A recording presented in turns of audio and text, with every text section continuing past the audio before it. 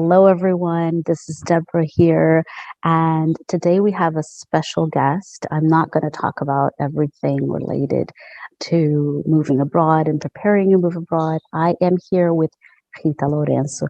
She is a Portuguese teacher for foreigners. And since I know language learning is a hot topic, it's something that we all think about when we're preparing for a move abroad and after we've moved as well. I thought it would be a good idea to have her answering some questions, and feel free to comment on the video, and I'm sure she will also be able to answer these questions after the video is posted, since this is not live. So thank you, Hita, for being here. It is a pleasure to have you in this interview on this channel. And before we dive into all the language stuff, I would love to know, I'd like to ask you if you could share something about yourself that people might not think about, or, might be surprising for most people. Hello, Deborah. Thank you for having me. Hello, everyone. And a happy new year. Well, to talk about something that no one knows, nobody knows me in this moment. So, okay, one of the things when as a teacher, for instance, is that I was an expat as well, and I lived abroad, and I had to learn the language. So this is something that surprised a bit my students, that I went through the same process with Polish. I lived in Poland. So that is something that gives some confidence to my students, and the fact that I speak Polish as well.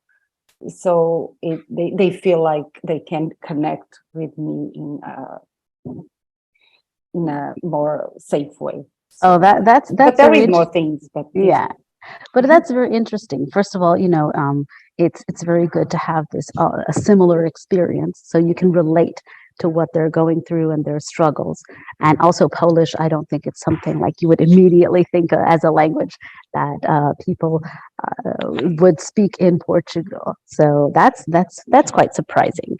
So you've been working for a while with foreigners learning Portuguese, and you yourself learned Polish as a foreign language. What would you say are like the top 2 or 3 mistakes that you see people make when embarking in this process? Oh, there is a few, which is normal for someone who is, move abroad. In this case, they want to move to another country and want to learn fast the language. That is the first mistake, to learn fast. To think that a language is just the basics and that it's enough to communicate. But the language is more than that. The language, when we learn a language, we need to have the background, cultural background, to experience this social and cultural background, to be able to understand where we are living. Yeah. Mm-hmm. Otherwise, we become just a foreigner in another country, just a foreigner. And the first mistake is this one. So I always say to be patient, to enjoy the experience, because it will enrich your experience as an expat or student, whatever you are doing in another country. It's much more interesting to learn the language and to learn about the language itself and the culture. And it makes your experience in the country much more interesting, and you learn a lot about yourself. Another thing is to translate everything. Languages are different, they are dynamic, and when we try to translate, for instance, English to Portuguese, it doesn't work most of the time. So, of course, in the beginning it can be helpful, but in the long term it doesn't. It becomes like you started to think, you continue to think in English and speaking Portuguese. It becomes a crutch, doesn't it? Crutch is what I want to say. So it's not helpful. And comparing the languages also can be a problem. If it's Spanish, Italian, French, of course, you can make a comparison because they are from the same root origin. But other language, to compare them, it's it's never a good idea, because you are going to feel frustrated after all. So these are the main mistakes when someone moves to a country and wants to learn fast, or just think that it's easier than it is, or faster than it is. Not Yeah, it really depends on the person. Yeah, that's interesting, because fast and slow can be very relative for different people. So it's good to have this in perspective and manage expectations. And of course, another one is to think that learn a language, it doesn't imply some work. If you don't work on it, you will never get. That it just comes to you. No, because it's in many ways, it's not only grammar, it's many things, and you just, it's a good thing if you learn a language. It helps you to grow as a person, to open your mind, to think differently, to have different perspectives than That's interesting. From you had before. That's interesting. And now that we know the mistakes, how would you suggest people do things or have a mindset to avoid these mistakes? What I'm going to say, it's a bit a cliche, because I believe all the teachers, they say the same. You have to be patient yourself. You have to enjoy the experience in the country, and at the same time try to join the experience and the learning. Not just like learning a language. It cannot never be an obligation. It has to be a pleasure, and it has to be fun, and it has to be. You can turn into an experience, social experience, cultural experience, and if your mindset goes in that direction, it can be really helpful. Try to step by step, slowly, to start to use more expressions, more words, to try to interact with the people around you. The fact that you are in this country, the language, it's easier. Try to listen to music. While I was in Poland, I used to turn the soap opera, Polish soap opera, on. I was not watching, but I could hear. So I was hearing, and suddenly, not suddenly, but after a few days, I could understand more and more and more, and get some expressions, and then use them, or ask to my Polish friends what that means, when I can ask, when I can use that. To be creative, you can use to talk with, if you have Portuguese friends, to say small words, small expressions, to interact with them. But it's small things, sayings, they started to feel that you are into the learning the language, and reply back. Actually, you kind of answered a little bit of my next question, which is, what are the tips you would give people? And you already gave some tips. Can you think of other tips that you find helpful with your students when learning a new language, or Portuguese specifically?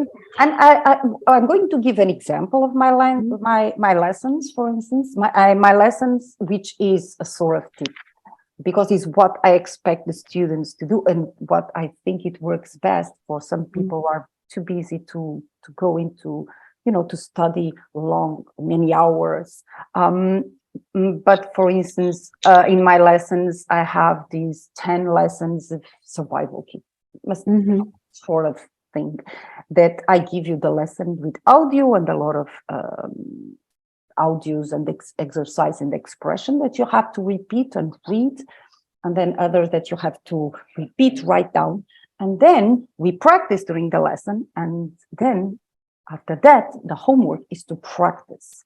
So that is a tip, is what you learn, no matter if it's with me, with someone else, is to go outside and to practice immediately, is to turn your lesson into experience.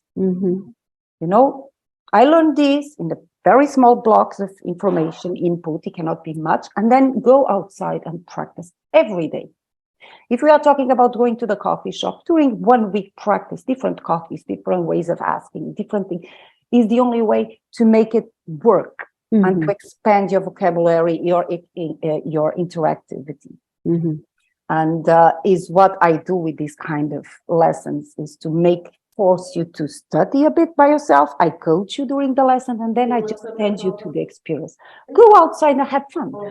And that's it. Whatever you learn, go outside and experience that. Ask, Got it. can I have a coffee? Posso queria café? Something just that is the most is the best tip I can do. If I'm talking with person that they don't have time to study a lot and they are afraid of talking, or I think is a part of the other ones that I told you, I said before. Yeah. This is a good to Yeah. turn your learning into your And do your best. life. Yeah, and what I'm hearing also is like do your best to overcome any concern or fear that you sound ridiculous, because a lot of people feel like, oh, I'm going to make mistakes, people are not going to understand, and just do it. And then and these fears tend to start to diminish once you get in the role of practicing. So that's interesting. Yeah, So as well. how can people reach you? How do you work? Let everyone here who is watching know how they can work with you if it's something that they want to pursue, Portuguese language. If you want to reach me, if you want to experience these lessons, these kind of lesson experience, you can reach me by WhatsApp. I don't have yet a website. I'm not into the social media yet. It's very mouth to mouth, thank God, by recommendation, which is great. So you can reach me through WhatsApp or email, and then we can talk by Zoom, over Zoom, and manage. Of course, is always a tailored or personalized lesson. I have to talk with the person first, what you want, how many times to have a kind of idea what you pretend. And some cases I can be a coach. In some other cases, I can be a teacher. In others, I'm going to be both. It depends on your knowledge and what you want to learn. And got it. How long? I don't know. And do you work mainly one-to-one individual lessons, or do you have groups as well? I have groups, and I also teach one-to-one. Groups I prefer always 3, max 4. Otherwise, it can be tricky. And I like small groups because I like to pay attention, to give my full attention to all of them. If it's big groups, it's complicated. Yeah. And one-to-one, of course. Okay, excellent. And couples as well. Oh yeah, that interesting ones. That's interesting. Thank you so much, Rita, for your knowledge, your nuggets of wisdom. I know this language is something that is always on people's mind when they move abroad. So I hope everyone who is watching this was helpful. I hope you got some ideas on how to improve your practicing. And I'm also going to include in the description box Rita's contact information, so you can get in touch with her if this is something that you want to pursue and get to know more of. Thank you so much, and I hope to see you next time. Maybe we can talk about a specific topic of Portuguese or something like that. Let's see what people ask for. So thank you so much. If you're watching, remember to subscribe and comment, and I'll see you next time. Bye-bye. Thank you very much. Thank you. Bye. Bye.